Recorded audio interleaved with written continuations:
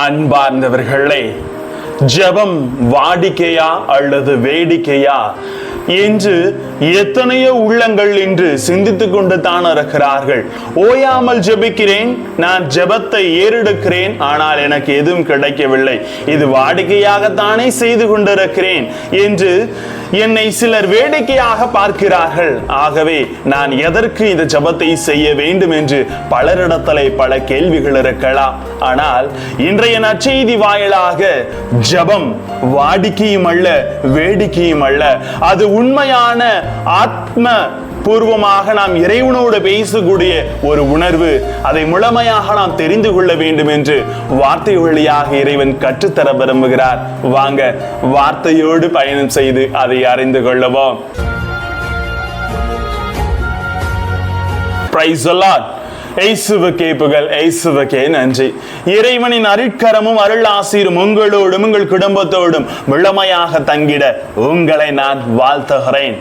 எனக்கு அருமைக்குரியவர்களை, இயேசுவின் வாழ்வில் ஜெபம் ஒரு முக்கிய பங்காக இருந்தது.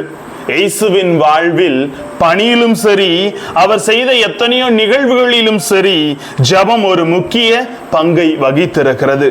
தினமும் ஜெபிக்க அவர் நமக்கு சொல்லி தருகிறார்.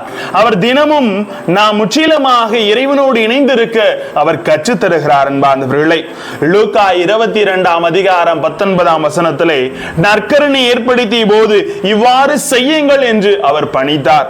மேலும் யோவான் 13:15 வாசித்தோம் என்றால், சீடர்களின் பாதங்களை கழுவி பின் நீங்களும் செய்யுமாறு முன்மாதிரி காட்டினேன் என்றார். இவ்வாறு ஒவ்வொரு செயலையும் நாம் முழுமையாக கற்றுக்கொள்ள வேண்டும் என்று அவர் செய்து காட்டுகிறார். அதே போல இறைவனோடு ஒன்றித்திருக்கிற நாம் அனைவரும் அவரையோடு இணைந்து பற்றி பிடித்து வாழ வேண்டும் என்பதற்காக விண்ணுலகில் இருக்கிற தந்தையை என்று அவரை கூவி அழைத்து அருளை பெற்றுக்கொள்ள ஜெபத்தையும் அவர் சொல்லி தந்திருக்கிறார். அன்பார்ந்தவர்களே, நமக்காக நாம் வைத்திருக்கும் திட்டத்தை கடவுளின் மெயில் பாக்ஸுக்கு அனுப்புவது அல்ல ஜெபம். மாறாக கடவுள் நமக்காக வைத்திருக்கும் திட்டத்தை கேட்டறிவது தான் ஜெபம். எபேசியர் 6:18 சொல்லுவது போல, எல்லா வேண்டல்களையும் மன்றாட்டுகளையும் இறைவனிடம் எழுப்புங்கள், எப்போதும் தூய ஆவியின் துணை கொண்டு வேண்டுதல் செய்யுங்கள் என்று வார்த்தை சொல்லுகிறது. எனவே உன் வாழ்க்கையில் பிரச்சனைகளை கண்டு ஓடாதே, ஜெபத்தோடு துணிந்து நில். ஜெபம் தான் இறைவனிடத்திலே உன்னை கொண்டு போய் சேர்க்கும், இறைவனது அருளையும் உமக்கு பெற்று தரும் என்பதை வார்த்தை தெளிவுபடுத்துகிறது. கொலோசியர் 4:2 சொல்லுவது போல, தொடர்ந்து இறைவனிடம் வேண்டுங்கள், விழிப்போடு நன்றி உணர்வோடு அதில் ஈடுபடுங்கள் என்று வார்த்தை சொல்லுகிறது.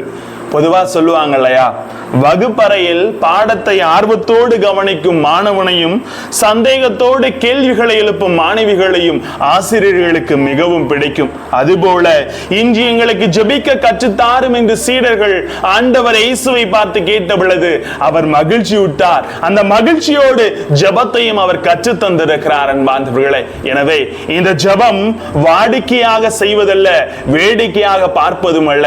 இறைவனை பிடித்துக் கொள்ள உறுதியோடும் நம்பிக்கையோடும் அவரிடத்தில் எடுத்து உரைக்கும் ஒரு அருமையான செயல் என்பதை நாம் அனைவரும் உணர்ந்து கொள்ள வேண்டும். அதனால தான் ஜெபத்தை செய்கின்ற பொழுது 4 விஷயங்களை நினைவிற்கூறுங்கள் என்று அவர் சொல்லி தருகிறார். 1, இறைவனின் ஆட்சி மண்ணில் மலர கேட்க சொல்லுகிறார். அதாவது இறையாட்சி நன்மைகள் மட்டுமே நிறைந்தது. ஆகவே நன்மைகள் நிறைந்த வாழ்வு நமக்கு என்றுமே நிலைக்க நாம் ஜெபம் செய்ய வேண்டும். 2, நன்மை நிறைந்த வாழ்வை வாழ்வதற்காக தொடர் ஊக்கமும் ஆற்றலும் வலிமையும் சக்தியும் நமக்கு அவசியம். அன்றாட உணவு என்பது ஆன்ம மற்றும் உடலுக்கான ஊக்கத்தையே குறிக்கிறது.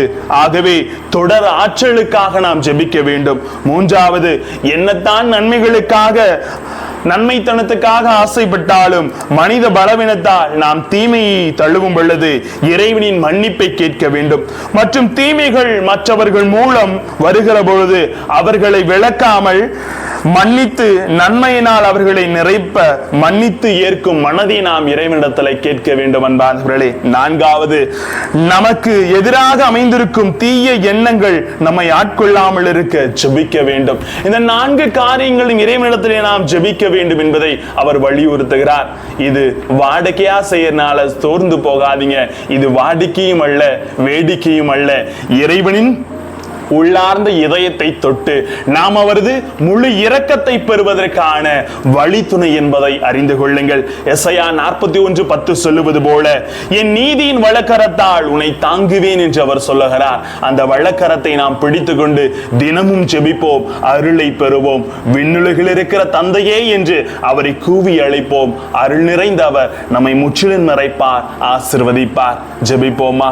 அன்பு இறைவா, ஜெபத்தை நாங்கள் வாடிக்கையாகவும் வேடிக்கையாகவும் பார்க்காமல் அதை எங்கள் வாழ்வின் ஊக்கமாக பார்த்து எங்கள் வாழ்வை இந்நாளும் வழி நடத்துகிற கருவியாக நீர் கற்றுக் கொடுத்த ஜெபம் இருக்கிறது என்பதை உணர்ந்து எங்கள் குடும்பத்தோடும் எங்கள் உற்றார் உறவினர்களோடும் நண்பர்களோடும் தினமும் நீர் கற்றுத்தந்த ஜெபத்தை சொல்லி வாழ்விலே ஆசிரை பெற்றுக்கொள்ள எங்களோடு தங்கும் ஆண்டவரை. Praise the Lord.